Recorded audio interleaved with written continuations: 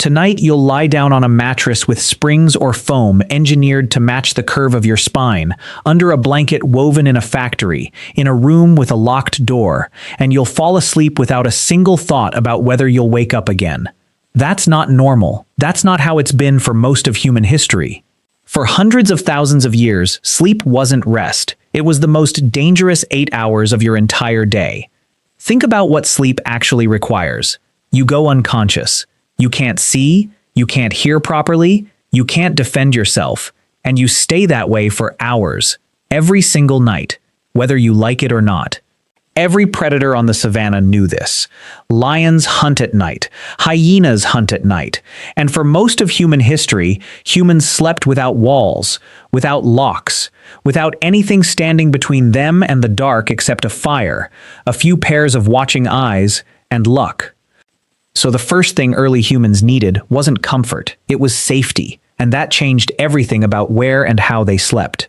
Around 2 million years ago, before Homo sapiens even existed, earlier human ancestors were already making a critical decision every single night: get off the ground. Chimpanzees, our closest living relatives, still build nests in trees each evening, bending branches into a platform above the reach of ground predators. It's likely our ancestors did something similar for a long stretch of early human history, choosing height over comfort because a leopard couldn't climb as fast as it could stalk. But trees don't work once you're walking upright across open grassland with no forest in sight, so the next best option was fire. Evidence of controlled fire use goes back at least 1 million years, found in places like Wonderwork Cave in South Africa, and one of its earliest and most consistent uses wasn't cooking. It was defense. A ring of flame at night kept most predators at a distance, because almost nothing in the animal kingdom walks willingly toward fire. Sleep next to it, and you bought yourself hours of relative safety. Around 200,000 years ago, at Border Cave in South Africa, archaeologists found something that changes the whole picture. Layers of ash beneath what appears to be bedding material, grass laid down deliberately, repeatedly, over generations, on a slightly raised platform inside the cave. That grass wasn't just for softness. Researchers found it had been treated, with ash worked into the layers underneath, likely to repel insects. This is one of the oldest known examples of humans deliberately building a bed, rather than simply lying down wherever they stopped walking. Someone gathered the grass. Someone changed it out when it got dirty or infested. Someone understood that where and how you slept mattered. That single detail says a lot. Sleeping directly on bare ground, night after night, exposes you to biting insects, parasites, and the cold pulling heat straight out of your body. A layer of dry grass or leaves between you and the dirt isn't luxury. It's the difference between a full night of rest and a night spent half awake, scratching, shivering, and losing the energy you'd need to walk, hunt, or run the next day. As humans spread into colder climates, the bedding problem got more serious. In parts of Ice Age Europe, groups pressed into caves, and rock shelters lined their sleeping areas with animal hides, sometimes layered several deep, fur side up, to trap body heat against the cold stone floor. Some sites show evidence of hide bedding positioned close enough to the hearth to catch radiant warmth all night, but not so close that a shift in the wind could send sparks onto dry fur while everyone slept. And sleeping wasn't something everyone in a group did at the same time. This is one of the most overlooked survival strategies in early human history: staggered or watched sleep. Studies of modern hunter-gatherer groups, whose sleep patterns likely echo much older behavior, show that people in these communities rarely all sleep deeply at once. Someone is nearly always stirring, listening, half aware, even without a formal assigned watch.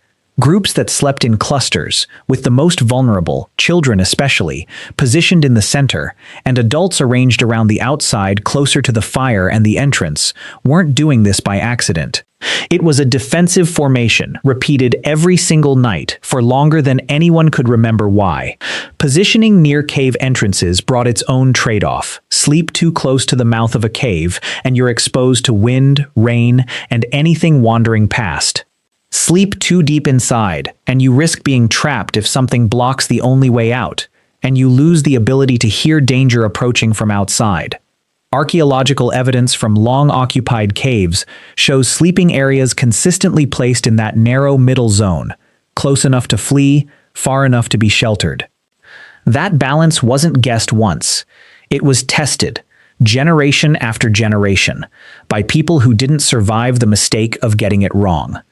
As humans began building permanent shelters instead of relying on caves, beds started to become architecture rather than a pile of grass.